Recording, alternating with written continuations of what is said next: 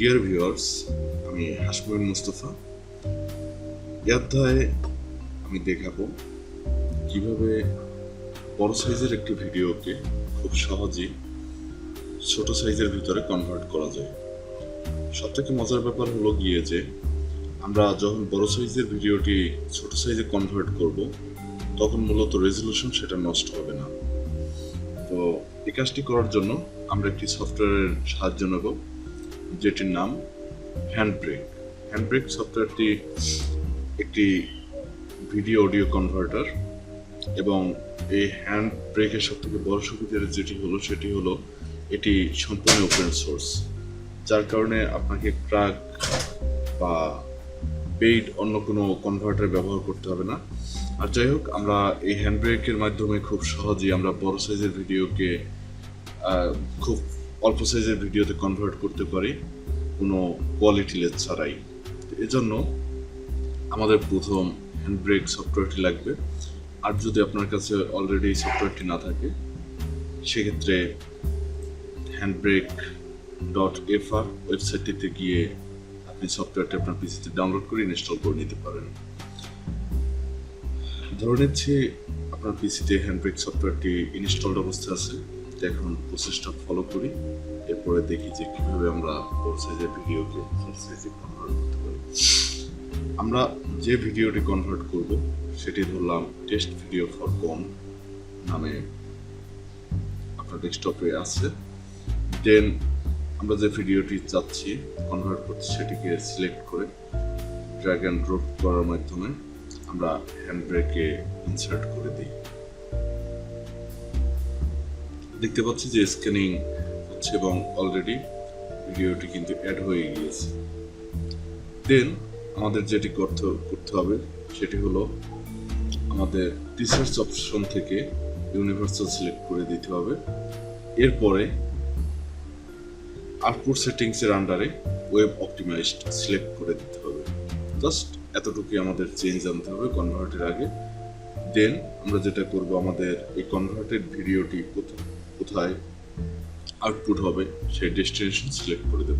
জন্য আমরা ব্রাউজ বাটনে ক্লিক করি এবং আমরা যেখানে এটি আউটপুট করতে চাচ্ছি সেই ডেস্টিনেশন দেখিয়ে দিই। ধরে আমরা ডেস্কটপে এটি আউটপুট করব। আমরা ডেস্কটপ সিলেক্ট করে ফাইল নেমের ঘরে যে নামে আমরা আউটপুট করব সেই নামটি দেই। আমরা নাম দিলাম ভিডিও আউটপুট। আমরা নামটি দেওয়া শেষে সেভ বাটনে ক্লিক করি।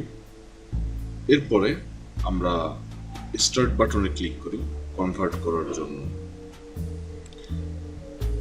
ডিয়ার ভিউয়ার্স, দেখতে পাচ্ছেন যে অলরেডি কনভার্ট আরম্ভ হয়ে গিয়েছে এবং এখানে পার্সেন্টেজ শো করছে কত পার্সেন্ট কনভার্ট হলো। এই টাইমটি অবশ্যই ডিপেন্ড করবে আপনার কম্পিউটারের পারফরমেন্সের উপরে। এক্ষেত্রে আপনার কম্পিউটার যত ভালো পারফরমেন্সের হবে আপনি তত দ্রুত এই কনভার্ট আশা করতে পারেন। তো আমরা একটু অপেক্ষা করি এবং দেখি কনভার্ট হওয়ার পরে মূল সাইজ থেকে কতটুকু কমে গেল এবং দুটোর ভিডিও কোয়ালিটি। ভিউয়ার্স, কিছুক্ষণ অপেক্ষা করার মাধ্যমে আমরা দেখতে পাচ্ছি যে আমাদের ভিডিও কনভার্সনটা কমপ্লিটেড অলরেডি হয়ে গিয়েছে। এখন আমরা যে ডিরেক্টরিতে আমাদের ভিডিওটি আউটপুট দিয়েছিলাম সেই ডিরেক্টরিতে আমরা যাব। আমরা যেহেতু ডেস্কটপে আউটপুট দিয়েছিলাম এবং ভিডিওটির নাম দিয়েছিলাম ভিডিও আউটপুট, আমরা দেখতে পাচ্ছি আমাদের ডেস্কটপে অলরেডি ভিডিও আউটপুট নামক একটি ভিডিও চলে এসেছে। এখন আমরা যদি এটিকে প্লে করি, প্লে করলে আমাদের This video has been presented by Voice of ভিডিওটি আমরা দেখতে পাবো। তো যাই হোক, আমরা সাইজ কম্পেয়ার করি। আমাদের মূল ফাইল ছিল সেটির টোটাল সাইজ ছিল 367 মেগাবাইট এবং আমরা ভিডিওটি কনভার্ট করার পরে দেখতে পাচ্ছি এটির সাইজ এসেছে মাত্র 128 মেগাবাইট। তো এখন যদি আমরা দুটো ভিডিওকে পাশাপাশি কম্পেয়ার করি, আমরা এখানে দেখব যে মোটামুটি দুটো ভিডিওর গ্রাফিক্স কোয়ালিটি বা ভিডিওর This video অবয়ব has been presented by Boys of সুন্দরী Workshop. আছে। ভিউয়ার্স, আমরা কোয়ালিটি দেখার জন্য পাশাপাশি দুটো ভিডিও ওপেন করলাম এবং দুটো ভিডিওই আমরা প্লে করি। এবার দেখি This যে আসলে video আমাদের has দুটো been ভিডিওর presented by Boys of Workshop. Quality By Boys of কিন্তু Workshop. একই আছে, কোয়ালিটি কিন্তু আসলে চেঞ্জ নাই। আপনারা দেখছেন যতক্ষণ আপনারা দেখছেন চেঞ্জ হয়েছে শীত ফাইল সাইজের ক্ষেত্রে।